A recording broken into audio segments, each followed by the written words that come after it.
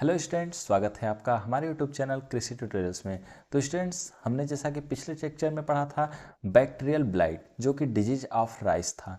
ये हम लोग 5th semester BSc agriculture disease of field crop and horticulture crop and there management के अंतर्गत टॉपिक पढ़ रहे हैं। तो आज हम लोग पढ़ा जाएगा फंगल डिजीज के अंतर्गत डिजीज ऑफ राइस में सीथ ब्लाइट। क्या सीथ ब्लाइट डिजीज क्या होता है, इसके काजेज क्या हैं, इसका सिम्टम क्या है, इसका इटियोलॉजी क्या है, इसका डिजीज साइकिल क्या है और उसके बाद इसका मैनेजमेंट क्या है। तो स्टूडेंट्स, आइए हम लोग अपने टॉपिक पर चलते हैं, सीथ ब्लाइट। तो स्टूडेंट, जैसा कि आपके सामने स्क्रीन पर दिख रहा है कि सीथ ब्लाइट जो डिजीज है वह होता है किसके द्वारा। सीथ ब्लाइट होता है राइजोक्टोनिया सोलानी के द्वारा। क्या? राइजोक्टोनिया सोलानी। नोट करिएगा पॉइंट। इसका जो सेक्सुअल स्टेज है वह है थैनेटोपोरस कुकुमेरिस। क्या? थैनेटोपोरस कुकुमेरिस, ये इसका काजल एजेंट था। ये फंगल डिजीज है, ये एक फंजाई की वजह से होता है। तो स्टूडेंट्स, आगे हम लोग इसके सिम्टम्स के बारे में देखें तो जो फंगल है attack affects the crop from tillering two heading stage. जब से टिलरिंग होने लगता है और जब तक हेडिंग मतलब कि ईयरिंग बाल नहीं निकल जाती तब तक यह डिजीज होने का होता है, अफेक्ट करता है। इनिशियल सिम्टम जो है इसका मतलब शुरुआती लक्षण जो है are noticed on leaf sheath, मतलब पत्तियों पर देखे जाते हैं नियर वाटर लेवल, जहाँ पे पानी के लेवल होता है वहाँ पर, जैसे कि आपके सामने नीचे स्क्रीन पर दिख रहा है कि नियर वाटर लेवल पर। On the leaf sheath Oval और इलिप्टिकल और इरेगुलर ग्रेनिश ग्रे स्पॉट और फॉर्म। क्या? पत्तियों पर अंडाकार, इलिप्टिकल या फिर इरेगुलर ग्रीनिश ग्रे, क्या हरा भूरा रंग का स्पॉट बन जाता है। जैसे जैसे स्पॉट बड़ा होता है सेंटर बिकम ग्रेइश, सेंटर जो होता है ग्रे कलर व्हाइट कलर में बदलता जाता है with an irregular blackish brown और पर्पल ब्राउन बॉर्डर। क्या? Brown border. नोट करिएगा, जो हमने क्या कहते हैं उसका डिजीज का पढ़ा था ब्राउन रस्ट डिजीज में, वैसा ही कुछ होता है लेकिन यह पानी के आसपास होता है सीडलिंग स्टेज में। ओके स्टूडेंट्स, तो आगे हम लोग बात करें lessons on the upper part of plant. जो धब्बा है ऊपर पौधे पे अगर है तो एक्सटेंड रैपिडली, बहुत तेजी से बढ़ता है। क्लोजिंग विथ ईच अदर, एक दूसरे से मिलता हुआ। कवर इंटायर टिलर, सभी टिलर पर, सभी जो निकले हुए हैं उन सभी पर फैल जाता है, टिलरिंग पर फैल जाता है। उसके बाद the presence of several large lesion on leaves it usually cause death of whole leaf, और अगर जब ये धब्बा बड़ा हो जाता है तो पूरे पत्ती को डेड कर देता है, मतलब मार देता है। In the case of severe case all the leaves of plant में बी ब्लाइटेड, कभी कभी सेवरे केस में देखा जाता है कि पूरे प्लांट का सभी पत्ता ब्लाइटेड हो जाता है, मतलब झुलस जाता है।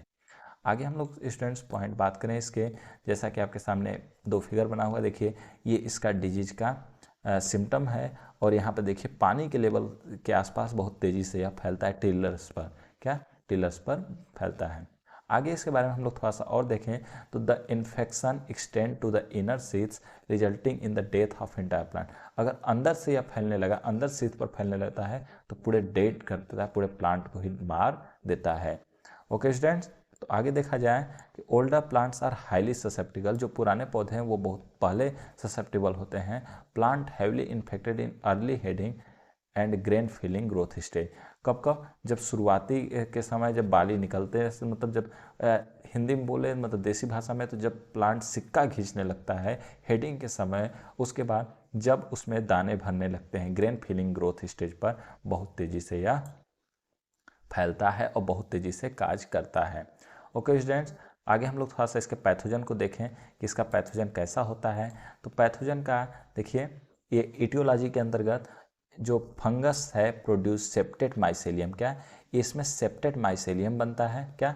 सेप्टेट माइसेलियम बनता है विच आर हाइलाइन, जो कि हाइलाइन होता है when young, yellowish brown when old, जब बड़ा हो जाता है तो क्या येलोइश ब्राउन हो जाता है।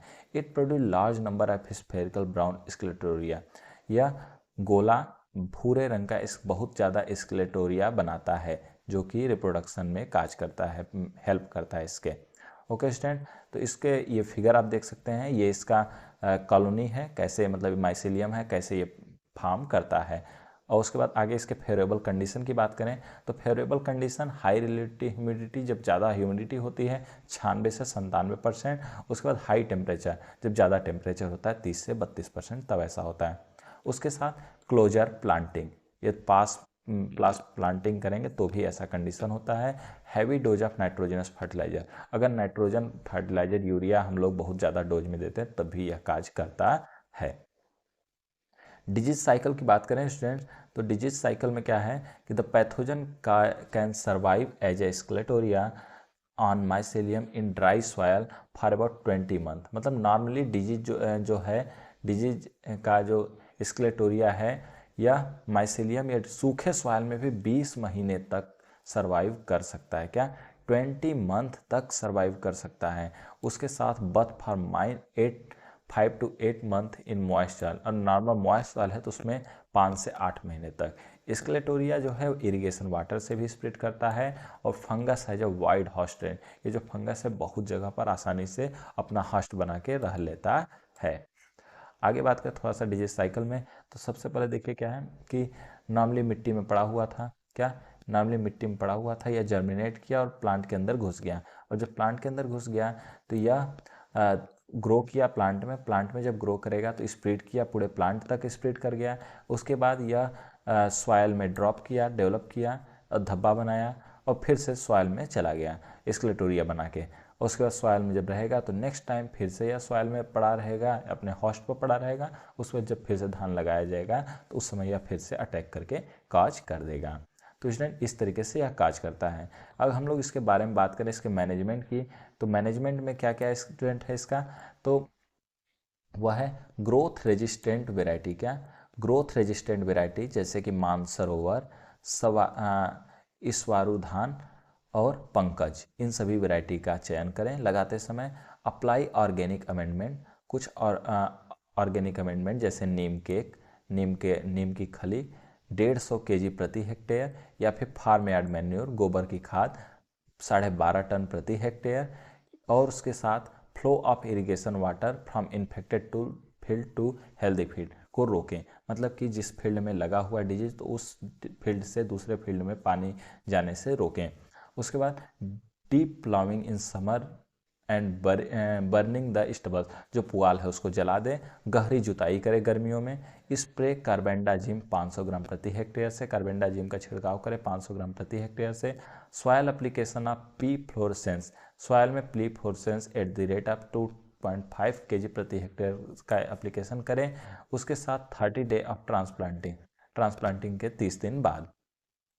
Okay student, next foliar spray करें P fluorescens at the rate of 0.2% at boot stage, क्या बूट लीफ स्टेज पर 10 डे लेटर। तो इसका छिड़काव करने से यह काफ़ी हद तक कंट्रोल किया जा सकता है।